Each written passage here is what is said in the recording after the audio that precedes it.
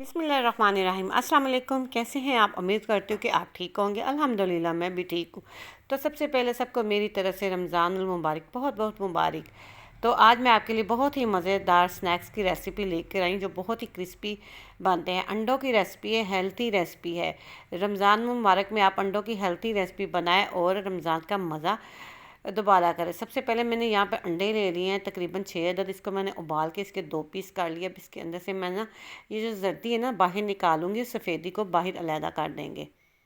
सब अंडों की हम जर्दियाँ निकाल देंगे। ये माशाल्लाह बहुत हेल्दी और बहुत ही मज़े की रेसिपी तैयार होगी। इंशाल्लाह आपको बहुत पसंद आएगी। जैसे कि रमज़ान है और अफ्तारी में अगर अंडे ना हो तो मज़ा नहीं आता। तो मैंने कहा आज मैं अंडों की रेसिपी बनाती हूँ और आपके साथ शेयर करती हूँ।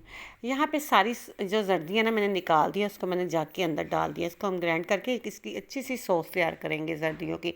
ये सॉस बहुत मज़े की तैयार होगी और अंडों के साथ इसका मज़ा जो है ना दुबाला कर देगी।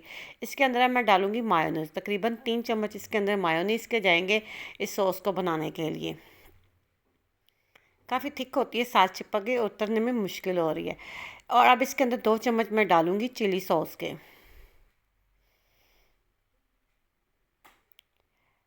साथ ही इसके अंदर थोड़ा सा एक चुटकी के करीब नमक जाएगा, क्योंकि मायोनीज़ में नमक पहले से मौजूद होता है। सफ़ेदी जो निकाली है ना जर्दियाँ, इसके अंदर जर्दियों के हिसाब से नमक डालेंगे। थोड़ी सी साथ फ्लेवर के लिए लाल पिसी हुई मिर्च डाल देंगे और थोड़ा सा फूड कलर डालेंगे, ऑरेंज फूड कलर। इससे कलर थोड़ा सा ना बहुत प्यारा लगता है, जो देखने में खूबसूरत सा लगता है।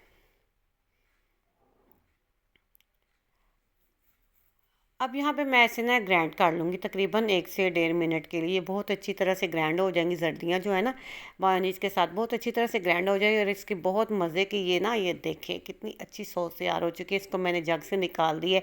अब यहाँ पे एक प्लेट में मैंने थोड़ा सा डाल दिया मैदा, तकरीबन आधा कप मैदा है। इसके अंदर भी हम थोड़ा सा नमक डालेंगे, थोड़ी सी लाल मिर्च सैके के हिसाब से ना। आपको नज़र आया होगा मैंने बिल्कुल थोड़ा सा नमक डाला है और बिल्कुल थोड़ी सी लाल मिर्च। इन दोनों चीज़ों को मैदे के अंदर अच्छी तरह से मिक्स कर लेंगे। ये हम इससे ना कोटिंग करेंगे। इससे कोटिंग जो होती है बहुत मज़े की तैयार होती है, क्रिस्पी सी तैयार होगी। तो इन चीज़ों को मैं एक साइड पे कर दूंगी। मैदे को मैंने साइड पे रख दिया। यहाँ पे मेरी सफ़ेदियों को हमने कोटिंग करनी है। साथ यहाँ पे मैंने एक अंडा निकाल दिया। इसको अच्छी तरह से फेंट लेंगे चम्मच की मदद से या फोक की मदद से, जिसके साथ आपको आसानी लगे। अच्छी तरह से हमने इसको फेंटना है, फ्लफ़ी सा बना लेना है। ये भी हमारे कोटिंग में काम आएगा। साथ हम ब्रेड क्रम्स रखेंगे। इन तीनों चीज़ों की हम कोटिंग करेंगे अंडों की सफ़ेदी के साथ, जिससे हमारे जो अंडों के स्नैक्स हैं ना बहुत ही मज़े के तैयार हो गए। आधा कप भी मैंने इसके अंदर अब निकाल दिया है ब्रेड क्रम्स। सबसे पहले मैं अंडे की सफ़ेदी के ऊपर अच्छी तरह से कोटिंग करूँगी मैदे की। जो मैदे के अंदर मैंने नमक मिर्च मिक्स करके रखी थी ना, इसके ऊपर अच्छी तरह से ना इसकी कोटिंग कर लेंगे, ताकि हमारे स्नैक्स क्रिस्पी से तैयार हों। सब अंडों को पहले मैं जो है ना मैदा लगा दूंगी और बाद में मैं इसके अंदर ना अंडा और जो ब्रेड क्रम्स है ना बाद में लगाऊंगी। पहले मैंने कहा इसके ऊपर ना मैदा लगा के रख देते। सब अंडों के ऊपर मैंने मैदा लगा दिया। अब इसके ऊपर हम लगाएंगे अंडा जो मैंने फेंट के रखा था, और साथ इसके ऊपर अच्छी सी कोटिंग करेंगे ब्रेड क्रम्ब से, जिससे हमारे ये अंडों के स्नैक्स बहुत ही क्रिस्पी तैयार होंगे, बहुत ही मज़े के अलग ही फ्लेवर देंगे आपको। आप इसे पहली इफ्तारी में लाजमी बनाइएगा। ये काफ़ी हेल्दी रेसिपी है, क्योंकि इफ्तारी के टाइम अंडे उबले हुए ना हो तो इफ्तारी का मज़ा नहीं आता। तो मैंने सोचा आज इसको कुछ डिफरेंट अंदाज में बनाते हुए साथ आपके साथ शेयर करती हूँ। ये देखिए अच्छी तरह से इसके ऊपर ब्रेड गम की कोटिंग होगी। सारे अंडों को मैंने ना अंडा और ब्रेड गम लगा लिया। अब चूल्हे पे मैंने ऑयल रख दिया था गर्म करने के लिए। मीडियम आंच पे हमने इसको फ्राई करना है, क्योंकि अंडे भी हमारे पके हुए हैं और अंडा और ब्रेड गम फ़ौरन से हो जाता है। कलर हमें इसे प्यारा सा करना है, ताकि ये कलर भी आ जाए और इसका क्रिस्पन भी बहुत अच्छी तरह आ जाए। तकरीबन 1 से 1.5 मिनट के लिए हम इसे पकने देंगे। बहुत प्यारा इसका कलर आ जाएगा 1 से 1.5 मिनट के अंदर, और फिर बाद में हम इसकी साइड चेंज करेंगे। ये देखिए कितना प्यारा क्या कलर आ गया इसके ऊपर, खूबसूरत सा। ऐसे ही 1 से 1.5 मिनट के लिए ना हम इसे दूसरी साइड से भी पका लेंगे। बहुत जल्द ये जो है ना हमारे अंडे फ्राई हो जाते हैं। तकरीबन 2.5 से 3 मिनट का टाइम लगेगा सारे अंडों को फ्राई होने में।